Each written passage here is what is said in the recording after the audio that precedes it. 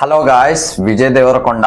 So అన్ననైతే అసలు చాలా స్ట్రగుల్ అవుతున్నాను అనమాట హిట్ కొట్టడానికి. కింగ్డమ్ తో వచ్చాడు, బట్ అయితే ఫ్లాప్ అయింది. అన్ఫార్చునేట్లీ అదైతే ఫ్లాప్ అయింది. మేబీ నన్ను అడిగితే డే వన్ వచ్చేసరికి 39 crores అయితే కలెక్ట్ చేసింది మూవీకి పెట్టిన పెట్టుబడి ఎంత, 120 కోట్లేమో పెట్టారంట వాళ్ళు. సో హోల్ కలెక్షన్స్ అన్ని 82 crores. So day one 39 crores plus ఏంటిదనంటే మంచి టాక్ వచ్చింది. మంచి టాక్ వస్తే ఇంకా ఇంక్రీజ్ కావాలి డే 2. సో ఇట్లా హోల్ డే మొత్తం ఒక 15 రోజులు అనేది అనుకున్నా, మొత్తం 82 crores ఎందుకు కలెక్ట్ చేసింది. సో కలెక్షన్స్ ఏమన్నా ఫేక్ అన్నట్టుగా నాకు అనిపించింది.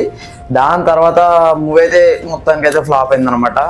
సో ఆ మూవీకి సిమిలర్గా ఉన్నది, ఈ మూవీకి సిమిలర్గా ఉన్నది అని అయితే చాలా చెప్పిళ్ళు. సో దాని తర్వాత ఇప్పుడు అన్న వచ్చున్న మూవీ ఏంటి అంటే రౌడీ జనార్దన్. సో దీనికి సంబంధించి నిన్న టైటిల్ వచ్చింది అనమాట, ఎస్విసి సంథింగ్, అంటే అదే శ్రీ వెంకటేశ్వర క్రియేషన్స్ అని చెప్పేసి మన దిల్ రాజు గారి బ్యానర్ అనమాట అదైతే. సో అందులో అది ఎంత మూవీయో నాకు తెలీదు, 60 మూవీయో 50 మూవీయో నాకు అంత ఎగ్జాక్ట్గా గుర్తులేదు. సో దిల్ రాజు గారు అయితే ఈ మూవీని ప్రొడ్యూస్ చేస్తున్నారు అనమాట. సో దానికి సంబంధించి నిన్న టైటిల్ అయితే వచ్చిందనమాట, రౌడీ జనార్దన అని చెప్పేసి. సో గ్లింప్స్ చూస్తే నిజంగా ఊరమాస్ అనిపించింది. నిజంగా నాకైతే చాలా బాగా నచ్చింది. ఎస్పెషల్లీ ఆ బీజిఎం ఎవరు కొట్టిల్లు కానీ లిటరల్లీ సూపర్ కొట్టిల్లు. ఆ డైలాగ్స్ రైటింగ్ కానీ అండ్ దాన్ని ఏమంటారు, ఆ సినిమాటోగ్రఫీ కానీ ఎవ్రీథింగ్, ఈచ్ ఫ్రేమ్ ఆ క్వాలిటీ చూస్తుంటే, ఆ సీజీ వర్క్ కానీ, ఆ బ్లడ్ బాత్, ఆ ఫైట్ సీక్వెన్సెస్ నాకైతే చాలా బాగా నచ్చింది. అసలు ఆ డైలాగు నిజంగా ఏమన్నా చెప్పినా అనిపించింది కొండనైతే.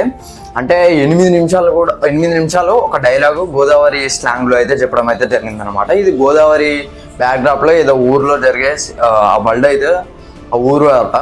సో మనకి అంత ఎగ్జాక్ట్గా తెలీదు. 5 yearsగా దాదాపు డైరెక్టర్ అయితే ఈ మూవీపై వర్క్ చేస్తారని అయితే చెప్తున్నారు అనమాట. సో దిల్ రాజుని కొంతమంది ఏం కామెంట్ చేస్తున్నారంటే, కింగ్డమ్కి సిమిలర్గా ఉన్నది, కింగ్డమ్ 2 అయితే, కింగ్డమ్ 3 అయితే కాదు కదా అన్న, అదన్నా ఇదన్నా అని చెప్పేసి చాలా కామెంట్స్ అయితే చేస్తున్నారు. మీరు అవేం పట్టించుకోకండి, డైరెక్టర్ మీద నమ్మకం పెట్టుకోండి. కొండన స్క్రిప్ట్ కూడా చాలా బాగుంటుంది, బట్ ఫ్యామిలీ స్టార్ కొద్దిగా మోసం చేసినట్టు అయింది.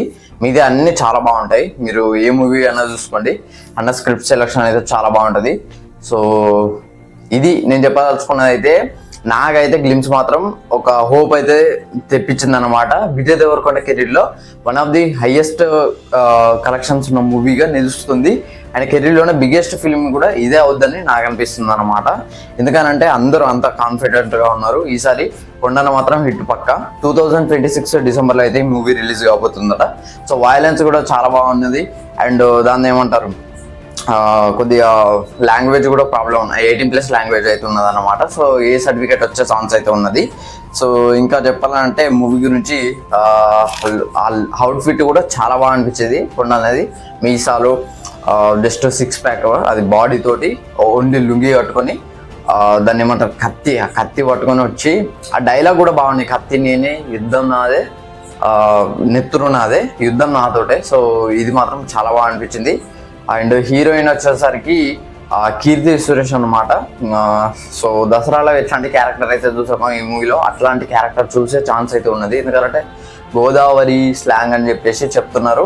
లాస్ట్లో ఒక షాట్ అయితే ఉన్నది అనమాట, నీళ్ళలో మునిగేది, హీరోయిన్ మునుగుతుంటే హీరో కూడా దునికి మునిగే ఛాన్స్ అయితే ఉన్నది. మేబీ లవ్ స్టోరీ అయ్యే ఛాన్స్ అయితే ఉన్నది అనమాట. సో నాకైతే పిచ్చిగా నచ్చింది గ్లిమ్స్ అయితే. సో మీరు ఇప్పటి వరకు గ్లిమ్స్ చూసారో లేదో కమెంట్ చేయండి. అలాగే మన ఛానల్ని డెఫినెట్గా సబ్స్క్రైబ్ చేయండి. వీడియో నచ్చితే హైప్ చేయండి, అట్లాగే లైక్ చేయండి. సో మీరు కనుక నా వీడియో ఇంకోళ్ళు చూడాలనుకుంటే షేర్ చేసేయండి. సో ఇది ఫ్రెండ్స్ ఓవరాల్ వీడియో అయితే. వీడియో నచ్చితే లైక్ చేయండి, షేర్ చేయండి, కమెంట్ చేయండి, ఛానల్ సబ్స్క్రైబ్ చేసుకోండి. Thanks for watching.